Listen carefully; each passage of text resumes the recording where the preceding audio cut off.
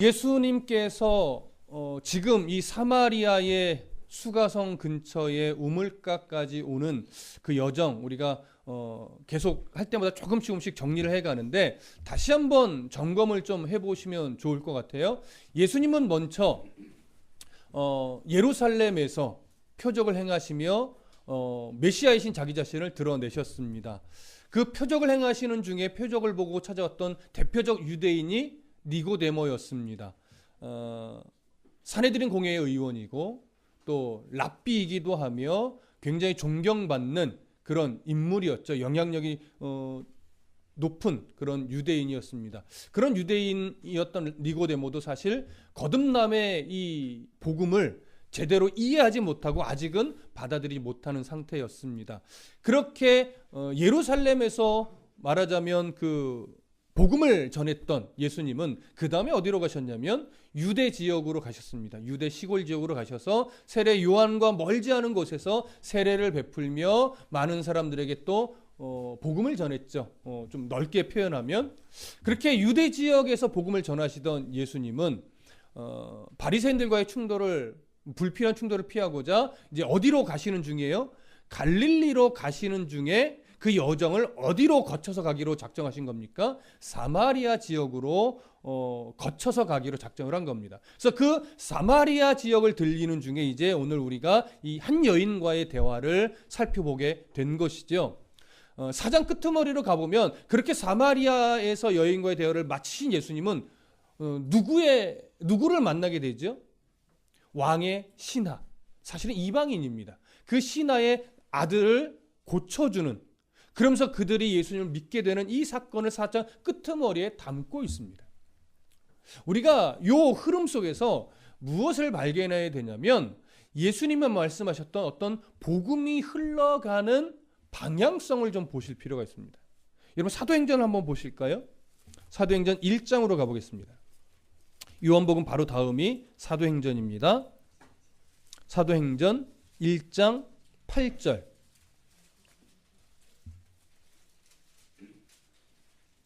사도행전 1장 8절의 말씀 찾으셨으면 함께 읽겠습니다. 시작.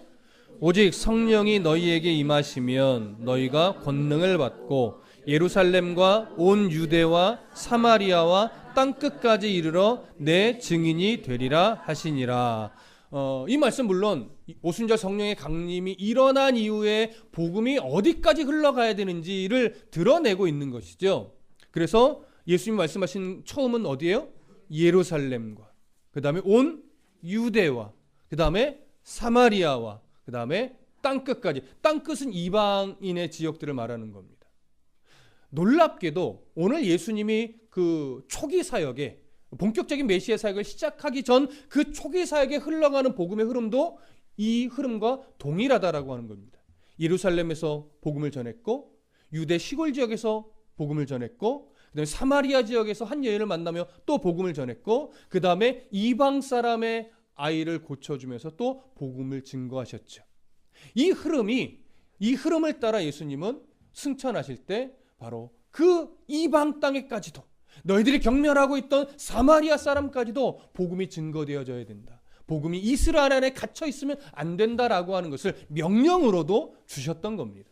그래서 이 흐름을 우리가 이 과정 속에서도 보실 필요가 있는 것이죠. 이 흐름을 따라가는 여정 중에 오늘은 우리가 사마리아 지역에서의 복음이 어떻게 또 전해졌는지, 그들에게 이 복음이 왜 필요한지 이것을 여인과의 대화를 통해서 우리가 확인해 가고 있는 중입니다. 이것을 우리가 더 정확하게 살펴보기 위해서 저번 시간에 확인했던 게 뭐예요? 이 사마리아 여인과 예수님이 우물가에서 만났던 시간에 대한 이해를 좀 다시 바르게 잡았죠. 6시쯤이었습니다. 보편적으로는 유대인의 시간적 개념으로 표현했을 것으로 보고서 오늘날 우리가 체감되는 로마 시간과 동일한 정오였을 것이다. 한낮에 가장 뜨거운 태양이 내리쬐을 때 이 여인은 부정한 여인으로 취급받아 많은 사람들의 시선을 피해 아무도 물길로 나오지 않는 그 한낮의 뜨거운 시간에 홀로 물길로 나왔다가 예수를 만났을 것이다. 이렇게 보았지만 우리는 이 시간적 표현이 유대적 시간 시간의 표현으로서 기록된 것이 아니라 로마 시간의 그 표현의 방법으로 기록된 것으로 보는 것이 더 옳다라고 하는 것을 19장과 그 앞에 18장에서 있던 또 베드로가 부인하고 닭이 울던 사건과 이것을 공간복음과 비교하면서 확인을 했었습니다.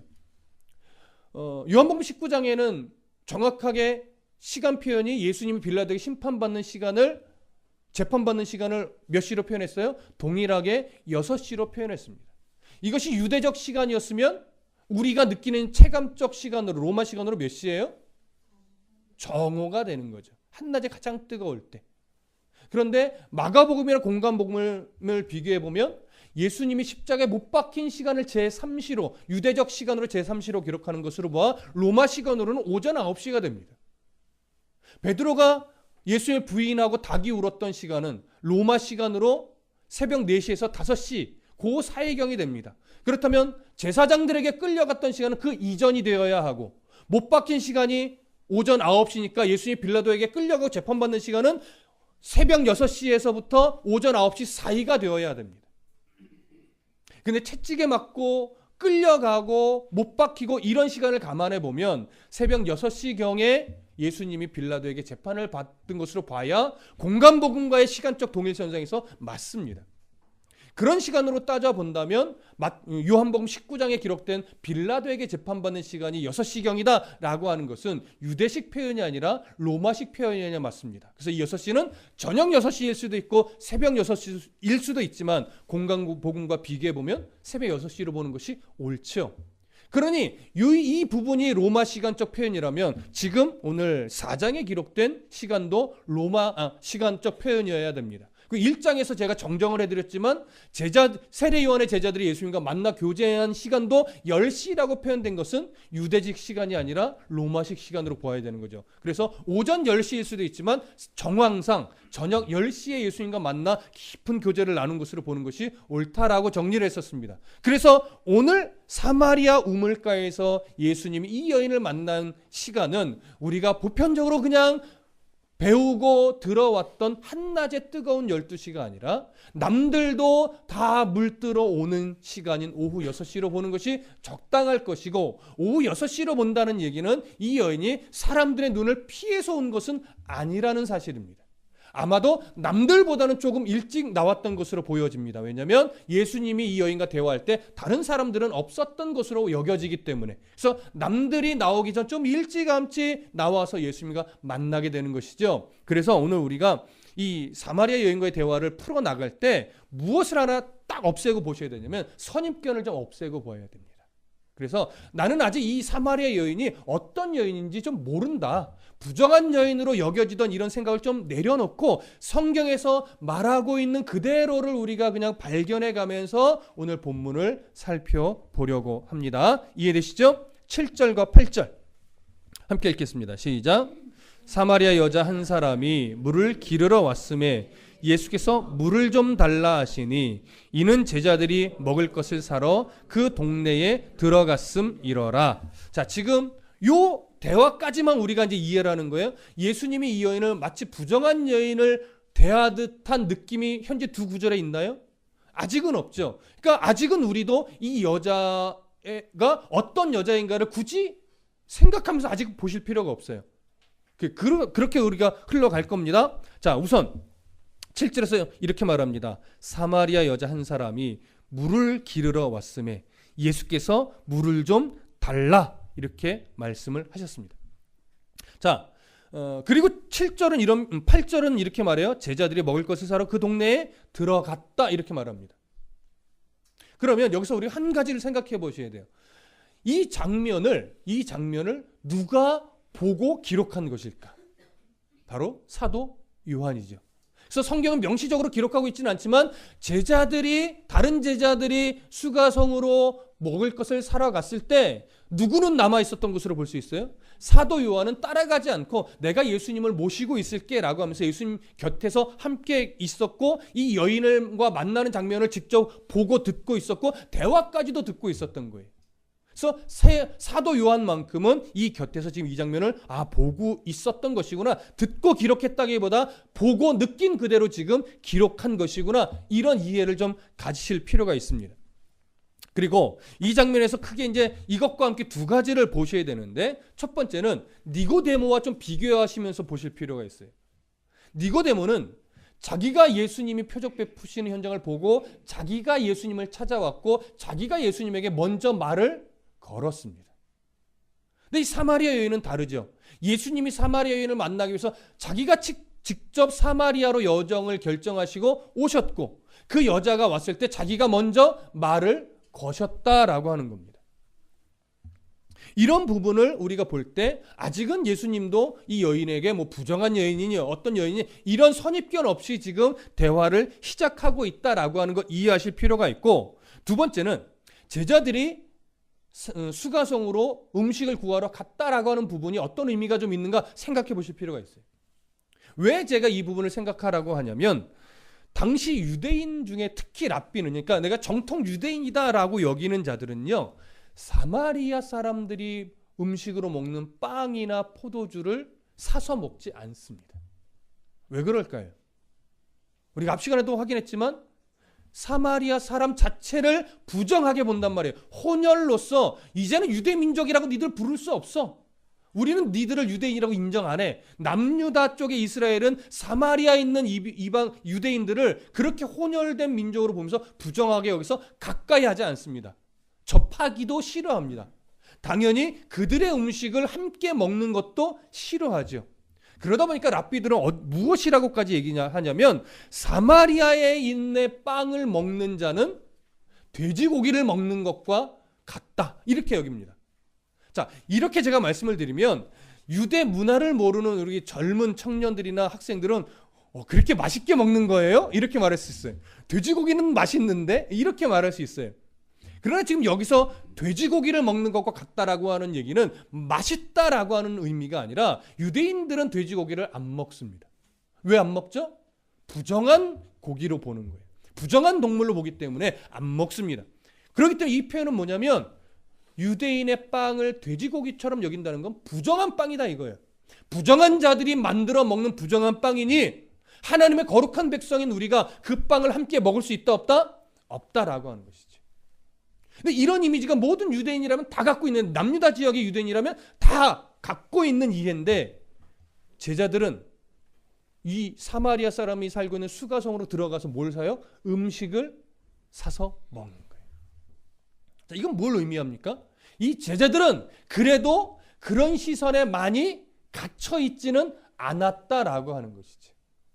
자, 유대인이 가지고 있던 사마리아 사람을 부정하게 여기고 가까이 하지 않으며 그들의 음식조차도 먹지 말라라고 하는 그들의 규정에는 갇혀있지 않았던 제자들의 모습을 우리가 한면 발견하지만, 그렇다고 해서 이 제자들이 사마리아의 여인을 바라보는 시선이 아주 보통 유대인을 대하는 것과 똑같았을까요?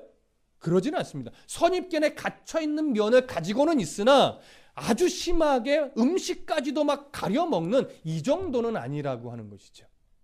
아마도 예수님과 만나서 교제하면서 조금씩 깨어지고 시선들이 바뀌어지고 있었던 것으로 우리는 좀 이해할 수 있습니다. 자, 그런 두 가지 의미가 7절과 8절에 담겨 있다라고 하는 것 좀 이해를 하시면서 다음 구절로 이어가겠습니다. 자, 9절 함께 읽어보겠습니다. 시작. 사마리아 여자가 이르되 당신은 유대인으로서 어찌하여 사마리아 여자인 나에게 물을 달라 하시나이까 하니, 이는 유대인이 사마리아 여인과 상종하지 아니함이러라. 예수님이 이 사마리아 여인에게 물을 좀 달라 먼저 말을 걸었습니다. 이런 상황에서 이 사마리아의 여인이 어떻게 반응했냐면, 당신은 유대인인데 어찌하여, 잘 들으세요, 사마리아 사람인 이렇게 표현하지 않고 사마리아 여자인 나에게 말을 거십니까? 나에게 물을 달라 하십니까? 이 표현을 하나 기억해야 되고, 그 다음에 이어서 이것을 어떻게 성경이 사도 요한이 설명을 해놓냐면, 이는 유대인이 사마리아 사람과 상종하지 아니하기 때문이다, 이렇게 설명을 합니다. 자, 먼저 하나를 확인할게요. 이는 사마리아인과 상종하지 않는다라고 하는 것은 지금 반복되듯이 설명이 되어지지만, 사마리아 사람을 부정하게 여기기 때문에 서로 대화도 하지 않고 가까이 하지도 않고 옷깃만 스치는 것도 부정하게 여겼단 말이에요. 근데 여기에는요, 오늘 이 표현은 우물가에서 일어나는 표현인데 한 가지 의미를 더 보셔야 돼요. 이 상종하지 않는다라고 하는 건 지금 말씀드린 그 의미도 있고, 이것과 함께 원문의 뜻은 이거예요. 함께 사용하지 않는다 이거예요. 그러니까 상종하지 않는다는 건 얼굴도 보기 싫다 이런 의미만 있는 것이 아니라 뭔가를 함께 사용하는 것조차도 싫어하는 거예요. 그럼 왜 사용하기도 싫어한다는 표현이 여기에 담겨 있느냐?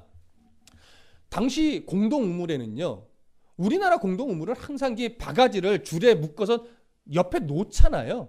그러니까 물길로 오는 사람은 뭐만 갖고 오면 돼요? 물동이만 갖고 오면 돼요. 근데 이 당시는 그런 우물도 있지만 대부분은요, 물 기를 도구가 없어요. 비치가 안 돼 있어요. 그러니까 물 길러 오는 사람이 물을 기를 도구까지도 같이 갖고 와야 되는 경우가 많습니다. 그런데 예수님이 물을 좀 달라 하는 것은 물 깃는 도구도 함께 사용하려고 하는 것이고, 또 물 길러 왔을 때 물을 마시는 이 그릇이든 이것도 함께 사용하겠다라고 하는 거예요. 그러니까 이 여인은 당신이 지금 보니까 물 기를 도구도 없고 물 마실 그릇도 없는데 나에게 물을 좀 달라고 하는 건 물 기를 그릇도 함께 쓰자는 것이고 물을 마실 그릇도 함께 쓰자는 건데, 당신 유대인인데 어떻게 나한테 그런 요구를 하십니까? 어떻게 이걸 함께 쓰려고 합니까? 이해가 안 되는 거예요. 그래서 지금 상종하지 않는다라고 하는 표현을 부연적으로 설명해 준 것이고, 또 하나 이 9절에서 사마리아 여자가 당신은 유대인으로서 사마리아 사람인 나이 이렇게 표현하지 않고 사마리아 여자인 나이 이렇게 표현하잖아요. 이것이 어떤 의미냐면 기본적으로 사마리아 사람과는 가까이 안 하죠. 이 의미에 이렇게만 있는 것이 아니라 당시 정통 유대인이다라고 하는 사람은 공개적인 장소에서 여인과 대화를 하지 않습니다. 근데 이 정도가 아니라요, 공개적인 장소에서는 자기 아내와도 대화를 절제합니다. 꼭 필요한 대화 이외에는 안 해요. 특히 랍비는 더 심합니다. 왜냐하면 여인과 대화할 시간에 성경 한 자라도 더 연구하라 라고 하는 이해가 그 당시 가득했어요. 그래서 여인과 대화하는 시간을 뭘로 보냐면 시간을 허비하는 사람으로 봐요. 시간을 낭비하는 사람으로 봐요. 그러다 보니까 공개적인 장소에서는 여인과 대화하지 않고 심지어 아내와도 대화를 하지 않습니다. 그런데 문제는 이 여자가 그냥 유대인 여자가 아니라 심지어 어디 여자예요? 사마리아의 여자예요. 근데 그 여자에게 먼저 유대인으로 보이는 한 남자가 말을 걸어오는 거예요. 당신들은 자기 동정 여자들과도 이런 공개적인 우물가에서 말을 섞지 않는 사람이로 아는데 하물며 사마리아 여자인 나에게 먼저 말을 거십니까? 이해가 안 되니까 반문을 하는 거예요. 당신이 도대체 정신이 있는 사람입니까? 이런 느낌이 되는 것이죠. 그런 두 가지 의미가 오늘 이 9절에 담겨 있는 겁니다. 사마리아의 여자인 자기에게 말을 거는 것도 이상하고 함께 물 그릇을 함께 사용하자는 것도 이상하고, 그래서 이런 의아한 반문이 지금 나가는 겁니다. 10절 함께 보시죠. 시작. 예수께서 대답하여 이르시되 네가 만일 하나님의 선물과 또 네게 물을 좀 달라 하는 이가 누구인 줄 알았더라면 네가 그에게 구하였을 것이요 그가 생수를 네게 주었으리라. 사마리아 여자가 자신에게 왜 먼저 말을 건네며 어떻게 함께 그릇을 쓰자고 합니까? 라고 당황하듯이, 그리고 의아해하며 참 이상하게 여기며 반응을 하자 예수님이 여자에게 하는 말이, 네가 만일 하나님의 선물이 무엇인 줄 알았고 내게 물을 좀 달라고 말하는 그 사람이 어떤 사람인지만 알았다면 네가 그에게 먼저 구했을 것이다. 그러면 그 사람이 바로 너와 대화하고 있는 이 내가 생수를 주었을 것이다. 이렇게 이야기를 하는 것이죠. 그럼 우리가 이제 하나씩 좀 정리를 할 필요가 있는데, 예수님이 그 여인에게 말했던 먼저 하나님의 선물, 무엇을 말하는 걸까요? 하나님의 선물은 몇 가지 견해가 있습니다. 첫 번째, 하나님의 선물은 예수님 자신을 의미하는 거다. 말이 되죠? 근데 다른 견해도 있어요. 예수님이 주실 마르지 않는 생수를 말하는 것이다. 이것도 충돌이 일어나지 않습니다. 근데 또 다른 이야기도 있습니다. 예수님이 보내실 성령을 의미하는 것이다. 이것도 충돌이 되지 않아요. 그렇죠? 또 이런 견해도 있습니다. 영원한 생명, 영생을 의미하는 것이다. 말이 됩니까? 다 말이 돼요. 근데 이 견해들이요, 성경적인 근거도 가지고 있습니다. 각자 찾아보면 신약 성경에 이런 뉘앙스가 다 있어요. 하나님의 선물을 자신으로도 소개하고 있고, 하나님의 선물을 마르지 않는 생명의 생명수로도 설명하고 있고, 보내실 성령으로도 설명하고 있고, 또 영생으로도 설명합니다. 근데 어느 것을 여기에 대입을 시켜도 사실은 크게 문제가 되지 않고 자연스럽게 섞입니다. 왜 그럴까요? 이 종류들이, 이 견해들이 다 결국 어디로 귀결되냐면 구원으로 귀결이 되기 때문에 그렇습니다. 그러니까 굳이 이것을 무엇냐라고 막 선택하려고 하기보다 하나님의 선물은 이런 모양을 다 가지고 있는 거예요. 결국 이것들이 그 여인을 구원으로 인도하는 선물이 되기 때문에 그렇습니다. 그러니 뒤에 이어지는 네게 물을 좀 달라 하는 이가 누구인 줄 알았더라면, 이건 뭔 말입니까?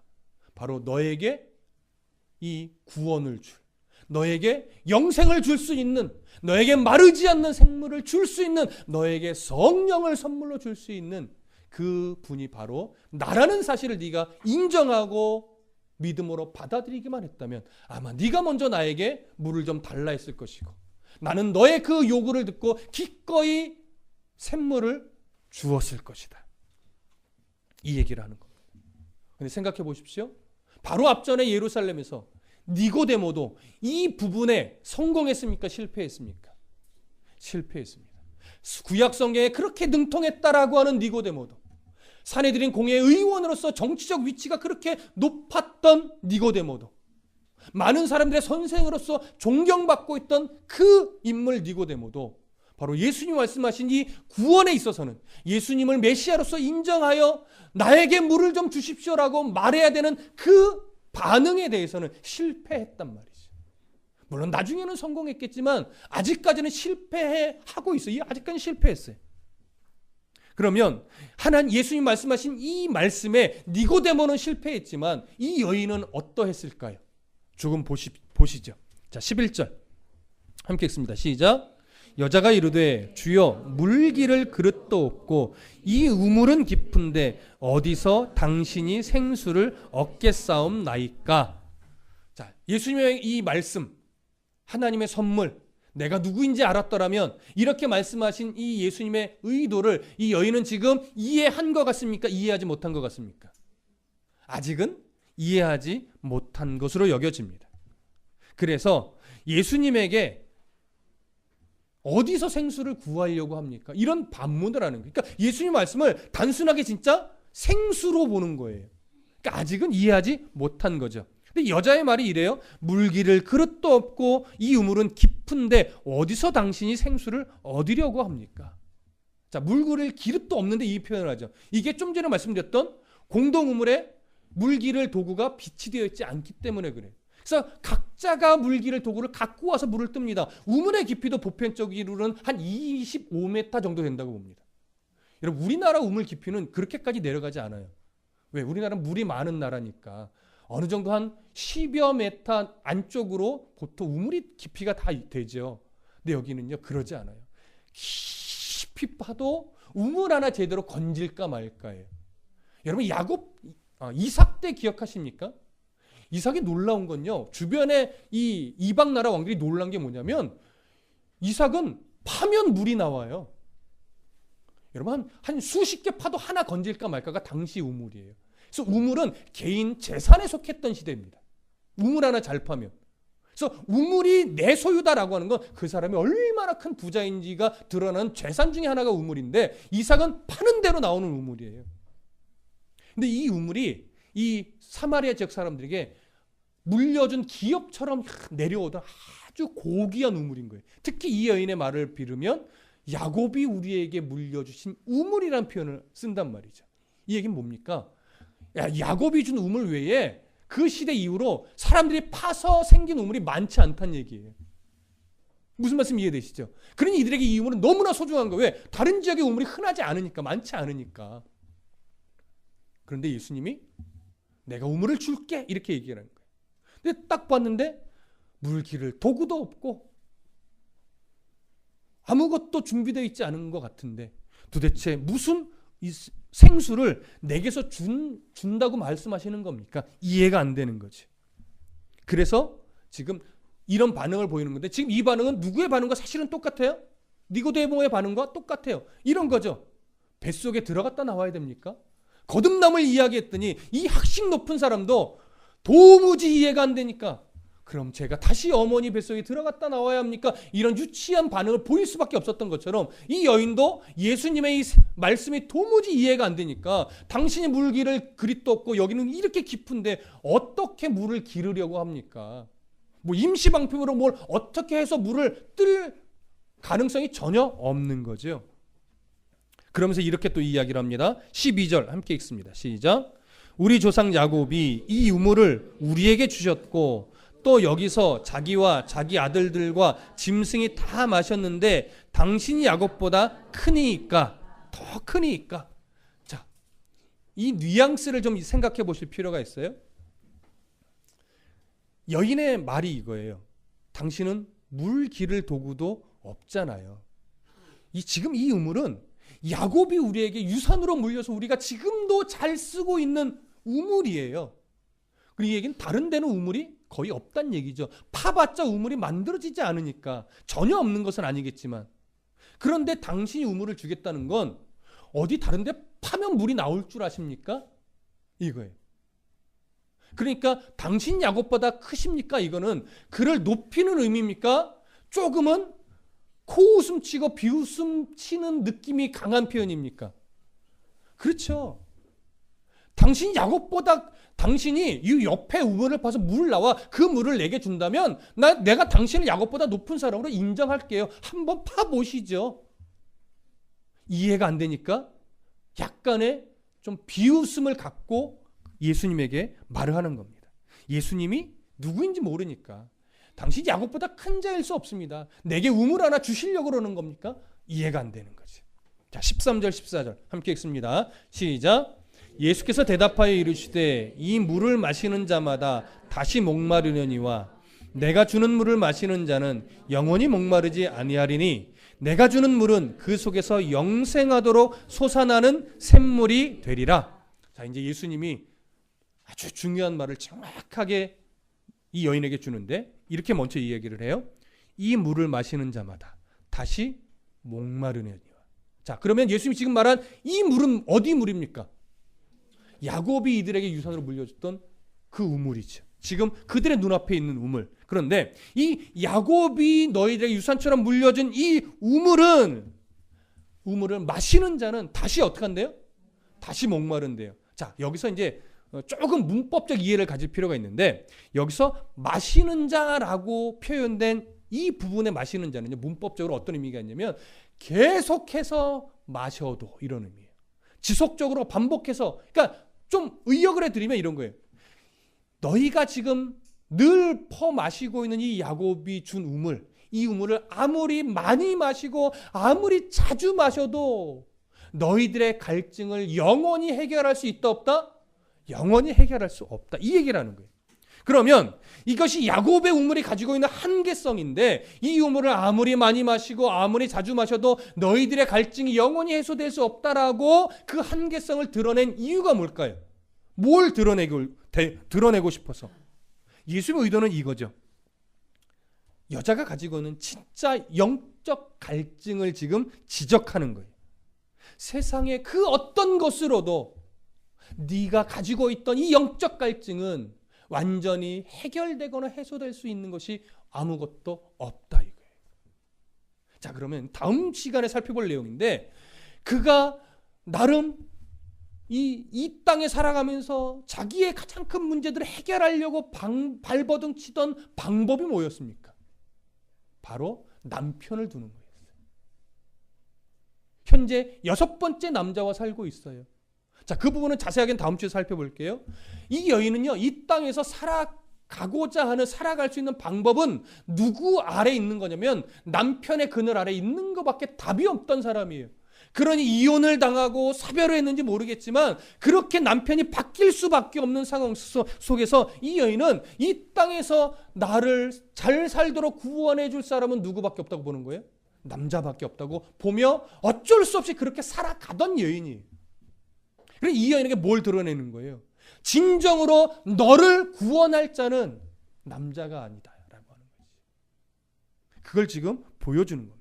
근데 이 영적 갈증의 문제는 이 여인에게만 해당되는 것이 아니죠. 어떤 사람은 무엇으로 이 땅에서 구원 받으려고 해요? 물질로. 어떤 사람은 정치적으로, 어떤 사람은 인기로 등등등 내가 이 땅에서 뭔가 구원받은 백성처럼 내가 안정되게 살기 위해서, 편안하게 살기 위해서 추구하는 것들이 각자가 다 있습니다.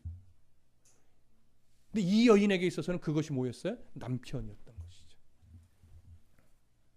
근데 그 여인에게 이렇게 말합니다. 그러나 내가 주는 물을 마시는 자는 영원히 목마르지 아니하리라.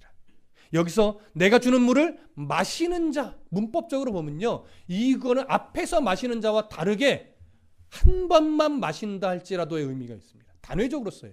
반복적인 의미가 아닙니다. 그러니까 내가 주는 물을 한 번만 마시면 너는 영원히 갈증이 일어나지 않을 수 있다, 이 얘기라는 겁니다.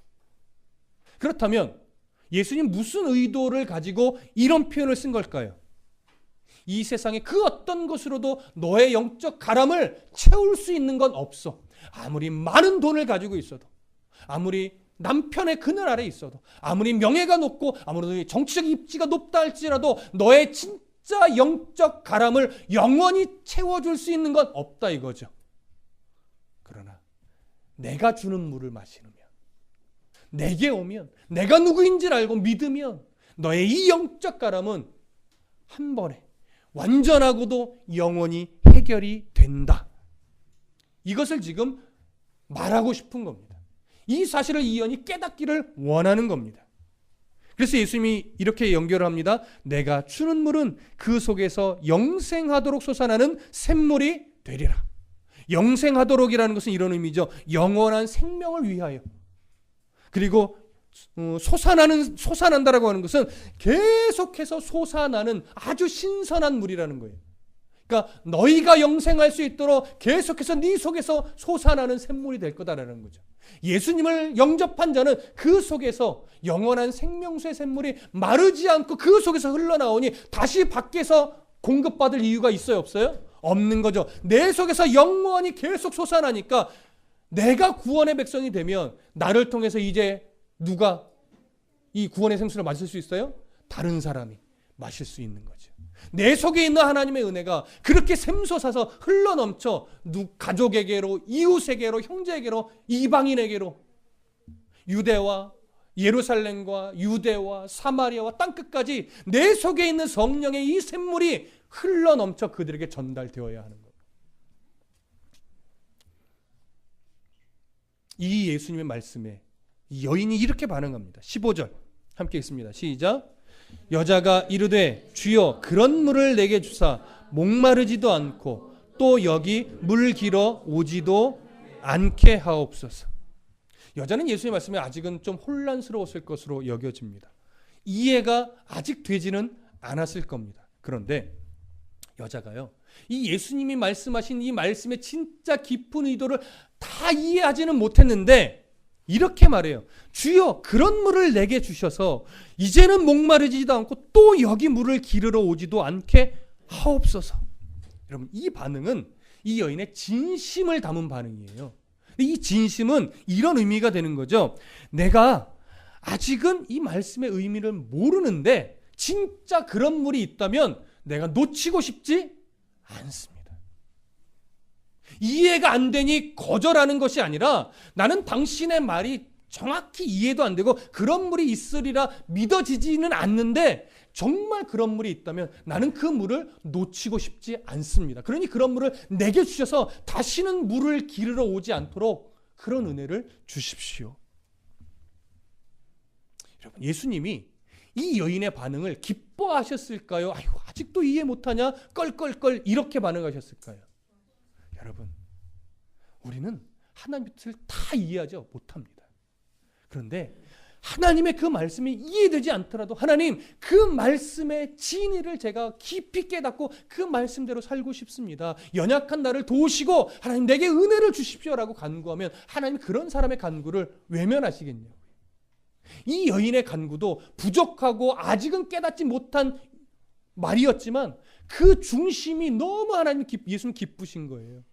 그래서 그 여인에게 진짜 예수님 이 말씀의 의미를 깨닫게 하기 위해서 이 다음 내용에 뭘 지적해요? 네 남편을 데리고 와라. 그 여인이 가지고 있던 가장 중요한 문제, 그 여인이 매여 있던 가장 큰 문제를 지적하여 아예 파버리는 거예요. 그래서 그것을 다 파낸 이후에 이제는 누구만 바라보게 해요? 이제는 예수님만 바라보게 만드는 겁니다. 그래서 다음 시간의 내용이 매우 중요하겠죠? 그 내용은 오늘 알아합니다. 궁금하시죠? 그럼 다음 주에 나눌게요. 자, 우리가 오늘 지금 이 부분까지를 살펴보면서 뭘 정리해야 되냐면 이 공간에서 함께 말씀을 듣고 예배하는 우리들 스스로에게도 예수님이 이 여인에게 던졌던 동일한 질문을 던지셔야 돼요. 너희들 모여서 찬송하고, 너희들 모여서 기도하고, 너희들 함께 예배하며 또 말씀을 전하기도 하고 듣기도 하는데 너희들 정말 예수님이 누군지 정말 아느냐? 좀 질문을 던져야 돼요. 여러분, 예수님이 누군지 안다라고 하는 것이 예수님이 하나님의 아들이요, 십자가에 죽으신 분이요, 날 위해 구원하신 분이요, 이걸 지식적으로 알고 있느냐 묻는 게 아닙니다. 예수님에게 정말 그 영원한 생명수의 생물을 구하면 예수님이 주신다고 했어요. 그 얘기는 뭐냐면 이미 우리 안에 그 생명수의 샘물을 주셨고 우리 안에 샘솟아 흘러 넘치는데 마른다 마르지 않는다? 마르지 않는다. 구원이 취소되지 않는 것처럼 내 안에 예수 그리스도의 보혈의 은혜가 이 속 안에 새겨져 있고 거기서 그 생명수의 보혈의 은혜가 늘 흘러 넘치고 있는데 문제는 뭐냐면 우리는 그 가치를 매일매일 삶 속에 온전히 느끼지 못하고 살아간다는 거예요. 여러분, 예수님의 피값으로 주신 구원, 영원한 생명, 하나님 나라의 시민권, 하나님의 자녀가 된 특권, 이것이 여러분들에게 얼마만큼의 가치로 여겨지고 있습니까? 안타깝게도 스스로를 잘 돌아보면 사실 이미 주신 이 가치가요, 세상의 이런저런 문제에 밀릴 때가 참 많습니다. 여러분, 이게 무슨 느낌인지 아시겠어요?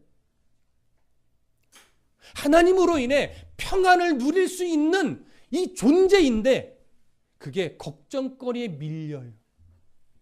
근심거리에 밀려요. 여러분, 돈에도 밀려요.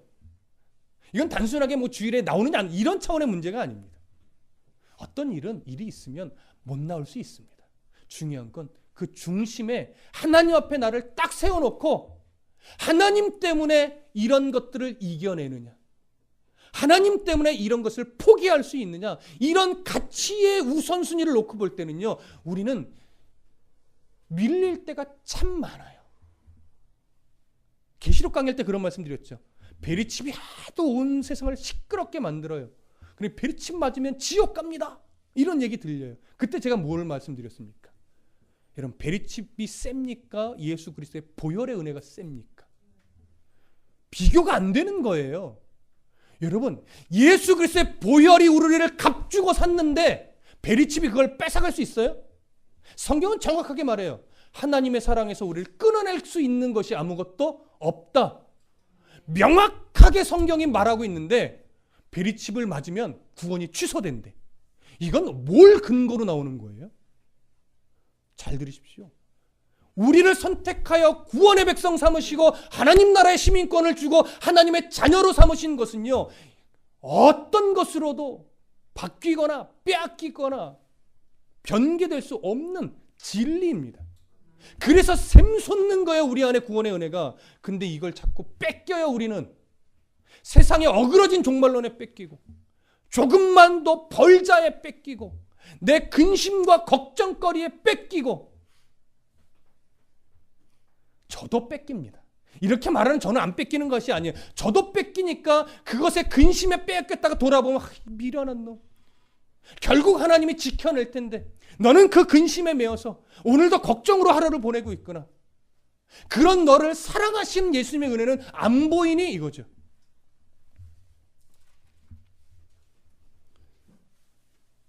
하나님의 사랑의 가치를 가슴에 못 담으면 물질 때문에 하나님을 못 봅니다. 보혈의 그 크신 은혜의 가치를 내 가슴에 온전히 담아내지 못하면 근심으로 인해 하나님을 못 봅니다. 염려로 인해 하나님을 못 봅니다. 욕심으로 인해 하나님을 못 봅니다. 근데 하나님을 먼저 보면 근심보다 하나님을 먼저 보고 물질보다 하나님을 먼저 보고 명예보다 하나님을 먼저 보면요, 그 어떤 것이 나를 유혹해도 그거 없어도 돼. 내가 그것 때문에 예수님을 사모하고 찬송하고 의지하는 이 평안을 뺏길 것 같아? 그거 시간 지나면 하나님이 해결해. 내게 주신 이 은혜의 감격을 그런 걱정거리에 내가 뺏길 것 같아? 라고 하면서 어떻게 합니까? 모든 상황에 의연하게 대처하는 거죠. 바울의 고백 보십시오. 내가 풍부에도 처해받고, 내가 비천에도 처해받고, 내가 높은 자리에 있어도 받고, 내가 낮은 자리에 있어도 받고, 내가 죽을 만큼 매도 여러 번 맞아봤지만 내가 거기서 배운 것은 하나라. 뭐죠? 자족하는 법을 배웠다. 자족하는 게 뭡니까? 있다고 교만 떨지 않고 없다고 절망하지 않고 난 오직 주의 은혜로 살아가는 거예요. 그래서 그의 유명한 고백이 이거죠. 내게 능력 주시는 자 안에서 내가 모든 것을 할 수 있느니라. 오해하지 마십시오. I can do it이 아닙니다. 내게 능력 주시는 자 안에서 내가 어떤 상황도 견디어낼 각오가 되어 있습니다. 많이 있다고 교만 떨지 않을 수 있는 자세를 배웠고, 없다고 해서 절망하지 않을 수 있는 담대함을 배웠습니다.